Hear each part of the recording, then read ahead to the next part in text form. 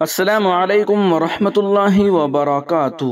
ناظرین و سامعین، آج کی ویڈیو میں دو اہم خبریں آپ کے سامنے پیش کرنے جا رہا ہوں۔ سب سے پہلے ایک بہت ہی بڑا پیغام ہے حضرت مولانا خالد سیف اللہ صاحب رحمانی، صدر all India Muslim personal law board کی جانب سے۔ وہ پیغام سب سے پہلے آپ سن لیجیے، اس کے بعد دوسری خبر کی طرف بڑھتے ہیں۔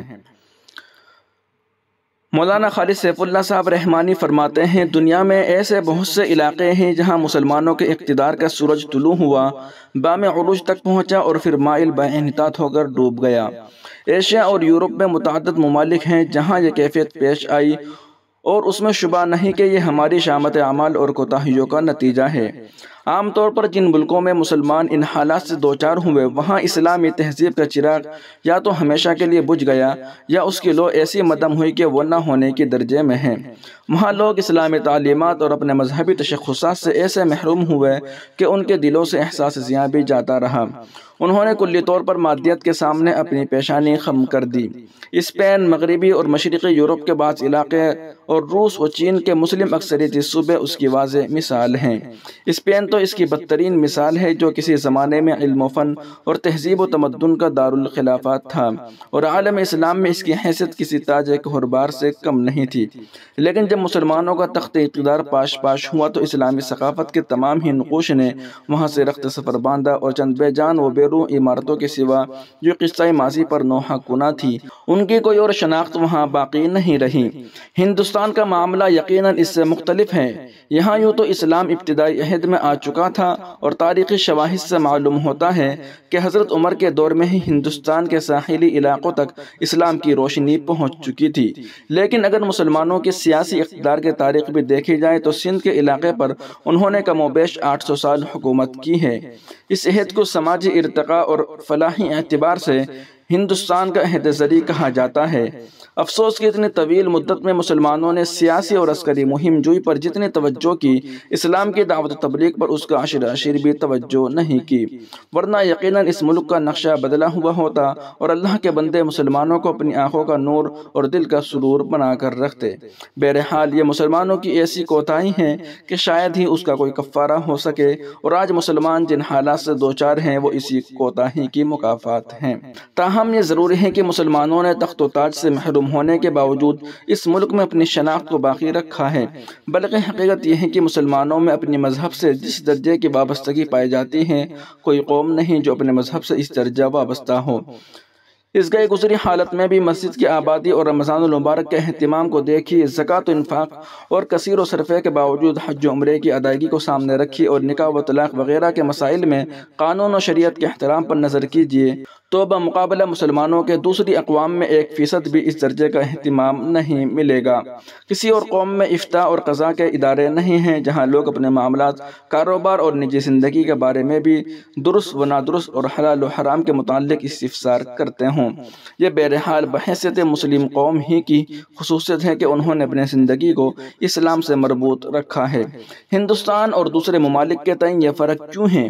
گزشتہ ایک صدی میں جو اسلامی تحریکات اٹھی ہیں اور تحریکی شخصیتوں نے جنم لیا ہے، زیادہ تر ان کا منبع و سرچشمہ ہندوستان ہی ہے۔ اس لیے یہ اہم سوال ہے جو سوچنے والوں کو متوجہ کرتا ہے۔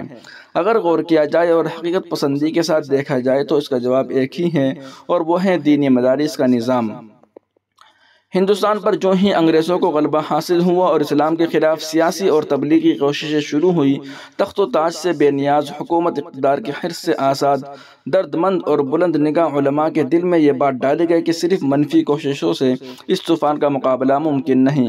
اب اسلام کی حفاظت و بقا کے لیے مثبت تدبیر مطلوب ہیں، اور اس تدبیر کو انہوں نے سرکاری مداخلت سے آزاد ایسے دینی تعلیم کے نظام کی صورت میں دریافت کیا جو غریب سے غریب مسلمانوں کے گھر میں بھی علم کی شمع جلا سکے اور ہر کچے پکے گھر میں دینی تعلیم کی شعاعیں پہنچ سکے۔ ہمارے بزرگوں نے مدارس کے اس نظام کو نہایت ہی معمولی اور سادہ حالت میں رکھا۔ معمولی عمارتیں جو نگاہوں میں چبھتی نہیں تھی، کم تنخواہیں پانے والے مدرسین و خدام جو سیدھی سادی زندگی بسر کرتے تھے، فقیرانہ لباس میں ملبوس طلباء جن کا سراپا ان کی زندگی اور درویشی پر گواہ ہوتا ہے، یہ ادارے مستقل اور قابل بھروسہ مالی وسائل سے محروم تھے۔ عام مسلمانوں سے 2-2 4-4 پیسے کی مدد ہی ان کا توشہ سفر تھا۔ مدارس کی یہ سادگی ایسی تھی کہ لوگ اس کی طرف مڑ کر دیکھتے بھی نہیں تھے اور سوچتے بھی تھے کہ خس و پوش جھونپڑیوں میں رہنے والے بوریا نشیں اور دنیا کی لذتوں سے محروم اور نابلد لوگ کر ہی کیا سکتے ہیں۔ شعراء اور نئی روشنی کے لوگ تو ان کی تحقیر سے بھی نہیں چوکتے تھے اور ان کو تنگ نظر ملا اور 2 رکعت کا امام جیسے الفاظ سے یاد کرتے تھے۔ لیکن یہ ایک حقیقت ہے کہ انہی درویش مزاج ملاؤں نے اس ملک میں اسلام کے پودوں کی حفاظت کی ہے۔ انہوں نے عہد بہار سے کوئی صلہ نہیں کمایا، لیکن عہد خزاں میں اپنے خون جگر سے سینچ کر اسلام کی شجر طوبہ کو بچایا، اسلامی تہذیب و ثقافت کا تحفظ کیا اور مسلمانوں کا اپنا دین اور مذہب سے نہ صرف رشتہ باقی رکھا بلکہ اس رشتے کو مضبوط سے مضبوط تر کرنے میں کامیاب ہوئے۔ یہی وجہ ہے کہ آج ہندوستان میں اسلام سے وابستگی کی جڑیں جتنی گہری ہیں اور لوگوں کے مزاج میں جتنی زیادہ مذہبیت ہے، عالم اسلام میں بھی کم ہی اس کی مثالیں مل سکے گی۔ اس عجم نژاد ملک میں علوم اسلام کی جو خدمت ہوئی ہے، اس کی مثال بہت سی عرب اور مسلم ممالک میں بھی نہیں مل پائے گی۔ حکومت ختم ہونے کے باوجود لوگوں کے دینی رجحان میں جو اضافہ ہوا ہے، اس میں بنیادی کردار مدارس ہی کا ہے۔ تقریباً گزشتہ 1.5 صدی میں بھی جو بھی تحریک یا جماعت اٹھی ہیں اور اسلام کی حفاظت یا اشاعت کا جو کچھ بھی کام ہوا ہے، اس میں ان مدارس اور مدارس سے پیدا ہونے والی شخصیتوں کا بڑا حصہ ہے۔ مدارس کی یہ اہمیت جو اس کی ظاہری خستہ سامانی اور سادگی کی وجہ سے محسوس نہیں کی جاتی تھی، اب دوست اور دشمن سب اس کا احساس کرنے لگے ہیں۔ ہندوستان میں گزشتہ 50 سال سے فرقہ پرستوں کی کوشش ہے کہ مسلمان فکری اور تہذیبی اعتبار سے اکثریت کے ساتھ مل جائے۔ جس چیز کو آج ہندوتوا کہا جاتا ہے، اسی مقصد کے لیے ایک زمانے میں ایسی سیاسی جماعتیں جو اپنے آپ کو سیکولر کہا کرتی تھی، بار بار مسلمانوں کو قومی دھارے میں شامل ہو جانے کی تلقین کیا کرتی تھی اور بھارتی کرن کا نعرہ لگاتی تھی۔ اس دعوت کا مقصد بھی اصل میں یہی تھا کہ اب مسلمان اپنی مذہبی اور تہذیبی شناخت سے آزاد ہو جائیں اور دوسری قوموں کی طرح زیادہ سے زیادہ چند مذہبی رسوم کی ادائیگی پر اکتفا کر لے۔ ان نامسعود کوششوں کی ناکامی کا صحرا دینی مدارس کے سر جاتا ہے۔ اس حقیقت کو ارباب اقتدار نے بھی محسوس کر لیا ہے، اس لیے دینی مدارس فرقہ پرست طاقتوں کا نشانہ ہیں۔ کبھی ان مدارس کو ISI کا مرکز قرار دیا جاتا ہے اور کبھی ان پر دہشت گردی کا الزام لگایا جاتا ہے۔ یہ محض اپنی اندرونی عناد کو چھپانے کے لیے ایک بہانہ ہے، حقیقت کا اس سے کوئی تعلق نہیں۔ کسی طبقے میں دہشت گردی پیدا ہونے کے عام طور پر 3 اسباب ہوتے ہیں۔ ایک یہ کہ ان کو ایسی تعلیم دی جائے جو دوسروں سے نفرت پر ابھارتی ہو، دوسرے تعلیمی نظام میں ایسی باتیں شامل نہ ہوں لیکن تربیت انہی خطوط پر کی جاتی ہو، تیسرے تعلیم و تربیت کے نظام میں تو ایسے محرکات نہ ہوں لیکن آدمی جس ماحول میں رہتا ہو ان میں جرائم و دہشت گردی کا ماحول پایا جاتا ہو۔ ہندوستان میں دہشت گردی کے ایک سے ایک واقعات پیش آ چکے ہیں۔ گاندھی جی کا قتل ناحق ہو چکا ہے، پھر محترمہ اندرا گاندھی کا قتل ہوا، راجیو گاندھی قتل کیے گئے، بابری مسجد کی شہادت کا اندوہناک واقعہ پیش آیا جس کو موجودہ صدر R.K. نارائن نے گاندھی جی کے قتل کے بعد سب سے تکلیف دہ واقعہ قرار دیا۔ میرٹھ، بھاگلپور اور مختلف علاقوں میں خود محافظ دستے کے ہاتھوں مسلمانوں کے قتل عام کے واقعات پیش آئے۔ 1984 میں اعلانیہ سکھوں کا قتل عام ہوا اور سینکڑوں سکھ لڑکیاں تک غائب کر دی گئی۔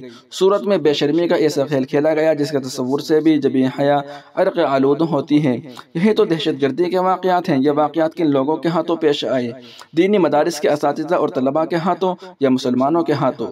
یہ محض مسلمانوں کو مرعوب کرنے، دینی مدارس کے تئیں غلط فہمیاں پھیلانے کا ایک حربہ اور ایک بالواسطہ طریقے پر مسلمانوں کو ان کی شناخت سے محروم کرنے کی طویل المدت پروگرام کا ایک حصہ ہے۔ ضرورت ہے کہ مسلمان پورے شعور سے کام لیں، اس پروپیگنڈا کا مقابلہ کریں اور اپنی ان دینی قلعوں کی حفاظت میں پہلے سے بڑھ کر فعال کردار ادا کرے۔ اس وقت پھر مدارس پر فرقہ پرست طاقتوں کی یلغار جاری ہے۔ اس بار شرپسند عناصر کی بیان بازی کے ساتھ ساتھ میڈیا کی طاقت اور حکومت کا اشارہ بھی شامل ہے، اور سرکاری بورڈ سے ملحق مدارس ہی نہیں، آزاد مدارس اور چھوٹے سے لے کر بڑے تمام ادارے اس کی زد میں ہیں۔